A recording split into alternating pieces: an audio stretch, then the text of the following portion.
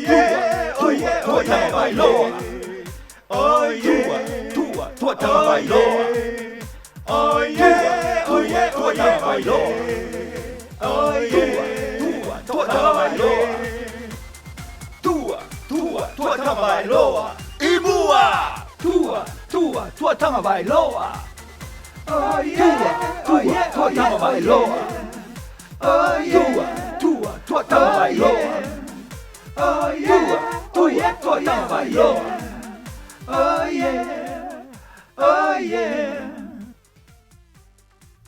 Oh yeah, oh yeah, oh yeah. What a win, what a win, what a win. You know, I love this. I love that we won in New Orleans because we got to celebrate this, you know, Dolphins. And, you know, oh yeah, I hope they're all happy today. Everybody. You know what I mean? Yeah. Everybody's happy because no one gave us a chance, because they told us we were going to lose. And because, you know, now that we won, they tell us because they were missing so many players. Hey, we missed 12 players too, you know. So every time we win something, the hate is always there, because you know what it is that you know, when you listen to them talk, you know, they always talk about being together. And I think a lot of this hating on Tua Tagovailoa keep the team together, you know. And the Rookie of the Year, Jaylen Waddle, should win this award. After last night's game, he is the favorite to win this Rookie award. I mean, 10 catches last night to tie Jerry Rice's record on a Monday night Rookie record. You know, 10 catches. 10 catches. We better give some love to Jaylen Waddle, because, you know, and there's a lot of things we can talk about this wonderful thing, you know. Yeah, but you know, all the hate is there. And they hate Miami Dolphins. I don't know why. But even some of the Miami Dolphin fans hate the Miami Dolphins. I think they hate the fact that there is a Tagovailoa at the quarterback position. That's all. You know. And I gotta tell you, last night, I mean, I don't want to like dampen the victory, but basically, I don't know about you guys, but when I listen to these clowns who were the moderators of the game, they were awful. These announcers, I give them egg on their face, you know. Let me show me their faces. No, let me show you this. This is much better. Let's forget the hate, you know, and then we'll talk about the hate later. But look at this. This is what I'm talking about. We jumped from in the hunt, and now we are wild card, just below New England and Indianapolis. Look at that. Look at that. That means we're in. If we win the next game and win the last game, we are in. I mean, that is the reality. Oh yes, that is. It sure is. Look, you know, and to think that we were down in the hunt and then we jumped. I mean, we jumped from number 11 all the way up to number 7. We are 7th in the playoff standing. I mean, we made it that far. I mean, you know, we have what? We have 7 wins in a row, which has never been done in NFL history before in one season. We start off 1-7. Yeah. You know, losing 7 straight and then winning 7 straight. Never been done before. So that is a big accomplishment. I love it. That is very big. I mean, to win out like this, even though we were not supposed to win the game, and everybody just, you know, I mean, listen to the announcers, as you were saying earlier. We can talk about these announcers, because for me, you were absolutely right. You know, they had a little bit of, how do you call it, bias from the very, very beginning. You know this Brian Greasy?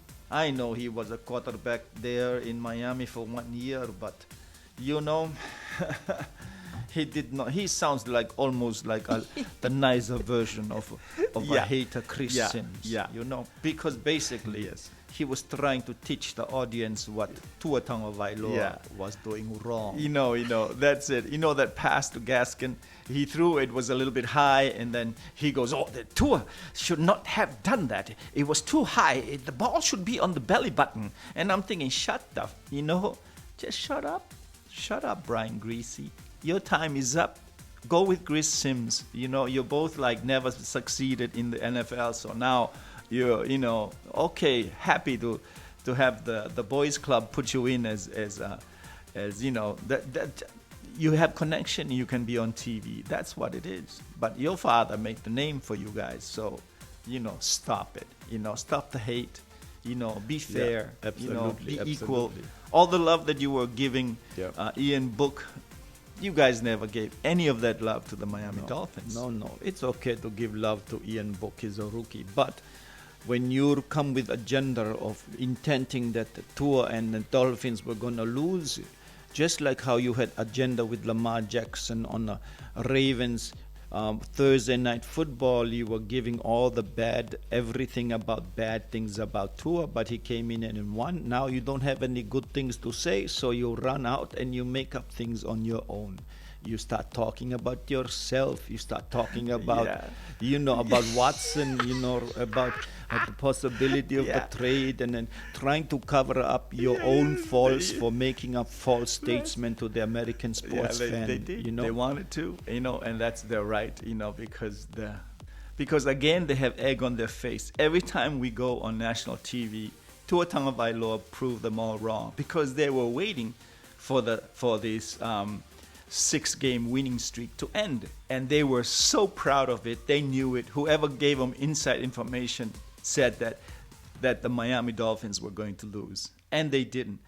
And another thing about they were talking all these short passes, and suddenly Mac Hollins catch this 40-yard bomb from Tua Tagovailoa just on the dime. I mean, perfectly. It was in the hand, man. It was right there. And they threw a flag and, to challenge the call because they thought he didn't catch it. And when they showed it, embarrassing. the defender had his arms on him before McCollins caught the ball. I mean, this is how bad it was. That is very embarrassing. And I think they were reading off from scripts, these three guys. Levy guy is okay, but the other two were really not so good. Bob Greasy and Riddick, or whatever his name is. Riddick never spoke the whole day, but he did one minute on the most critical points. Always when Mac Hollins make a play. Now here's that same pass to Mac Hollins, right? Few minutes later, they were trying to talk negative things about Tua Tagovailoa. They said, he lost short passes. And then when he was ready to make, he was getting bored. And then when he was ready to throw, just throw it down there and interception. And I'm thinking, didn't you just see McCollins? Didn't you just see him throw 40 yards, or did you forget that? But because somebody wrote you a script to read with your agenda on it about Tua Tagovailoa, and that's what you did. Yeah. Isn't that embarrassing? Yeah. That same embarrassment. I mean, they were in the middle of the game, it wasn't over yet, but you can tell, how they had all the good things to say about New Orleans, and now that they are losing, they are trying to cover up what they have been preaching the whole game. So, this Louis Riddick. I mean, really. I mean, when Mac Hollins, after this 40-yard catch, towards the fourth quarter, the Dolphins punted. Nice punt, and he ran and stopped on the 1-yard line and waited for the ball. And guess what? He caught it. But in the middle of that, this Louis Riddick never spoke the whole game. And finally, when he decided to speak, he wouldn't. Right there, you see everybody's watching the game, and he catches this beautiful thing. And no, they're not going to talk about it. He's going to talk about himself. Yeah, absolutely. He's going to talk about himself. Yeah. Unbelievable. Yeah. It's unbelievable that you sportcaster. It's more important to talk about yourself than the than game. to talk about the game. Absolutely. Yeah. That shows you know, disrespecting the Miami Dolphins. Of course, you can feel it from the very beginning, minute one all the way. And this is reminiscent of what happened to Baltimore game. Remember Baltimore Ravens when they were making such a big deal, the homecoming of Lamar Jackson to Miami Dolphins home. That is his home, that this is home, and there are more people supporting Lamar Jackson than Miami Dolphin fans. What a lie. How can you lie to the American sports people? And here you are lying again during national television about your own agenda, and you lost. And Yes. you lost. Yeah. And Tua and them won. And know. you wonder why they are Yeah. sticking together. Absolutely. Because You know. people in media like you are doing that. Disrespecting the whole team. Yeah. Unbelievable. Nothing good. Just the facts that everybody knows. You try to cover it up, but like I said, for every 20 compliments you made New Orleans, you made 7 for the Miami Dolphins, and it was fine because that's what you've been doing to the team from week 1, and how you hated the coach and and the general manager, and then the quarterback, and then the trade talks, and they keep overcoming that thing, and now basically the team is together. You never see a team so together, and I'm talking about the special team, the defense, and the offense. There was an interview with Tua Tagovailoa at the end there, and it was funny. I'll try to post that in because basically it's talking about asking how are the team, like, how did they get this far, winning in the 7 in a row. But I really believe what Tua was saying is basically, you force us to be together. That is right. Yeah. All the hate you guys pass out there, Yep. you make us together, because it feels like the team is fighting against the whole world. Absolutely. And the whole world meaning the media. That is right. That's all they want. Yep. They just don't like this Miami Dolphins team, and it's fine with them. They'll keep winning winning and winning and winning, and that's Yeah, okay. yeah. Not that is very true, because what I can really see is even like the offense and the defense. The defense was magnificent. You knew they were gonna sack him so many times, 8 times I think, and then it's just, but it was poor Ian Book. But that's the way of life. That's life, and we cannot blame the Miami Dolphins that they did that, because that's the game of football. One team has to win, one team has to lose, and one team is winning 7 in a row. And the only team that has won 8 in a row this year is Kansas City. I think that's what it is. I think so But too. you can see how Yeah. good this team is. They're very good, and some of the, you can tell by the way they're at press conferences. How together they are, because they sound like their coach anyway. They sound like Brian Flores, that will never throw anybody under the bus. And if you praise one teammate, they'll never praise the same teammate. They will say it's a team thing, if they say, hey, Waddle was really good or something like that, and they'll say, yeah, he was really good, but everybody is good, And I think that is coming from the coaches, and it passes down to all the players, because it's never about one person. It's always about the team. And we are just here to support Tua, but basically we're doing it because there's a lot of people that hate on this kid, and we want to make sure that they stop that. And if the more we put out positive content on him, so that others who have the freedom to look at the internet and hear the positive stuff on Tua, and not listen to this old media talking heads passing out their agenda on a poor kid like Tua Tagovailoa. One of the things that we all do is that we like to look at informations from the internet, and it's now better in the internet. There are people here who dedicate their whole content to certain people. Like us, we do for Tua. We have better content than when you talk about this old media in the other side. The old media with the millions of dollars paid to their content creator or their announcers who are, like Chris Sims and them, they don't know, they never watch Miami football games. That's right. They don't know about Miami Dolphins, but they are reading a script, and so they are not dedicated like these people here. Yeah, I mean, these guys, when you look at these guys here, like I know three of them, these three guys here dedicate themselves to the Miami Dolphins, and they are always positive about Tua. So, if you ever, especially this guy here, I mean, he's really fighting. At the moment, he's fighting for Tua because he understands what's going on in the media and how badly he's being treated.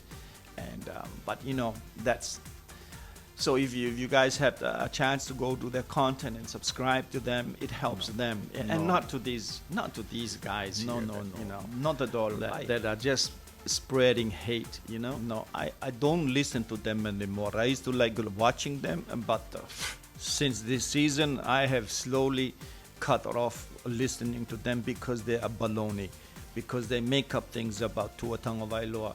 I don't look at them to watch content from them because I know it is hate. It is about hate, and that's what they're spreading. Yeah. And don't like that. Don't want to listen to it. No. And I don't want to click on YouTube video when I see it. Especially now that the Dolphins won. You know how many hate content out there, hating on Tua and the Miami Dolphins and how they've been playing bad teams. All of a sudden now all these teams are bad now that they've played, and that they'll look for any excuse to prove their point that they were right all along. And I can tell you this. They have been wrong all along, and we've been saying that Tua was going to win.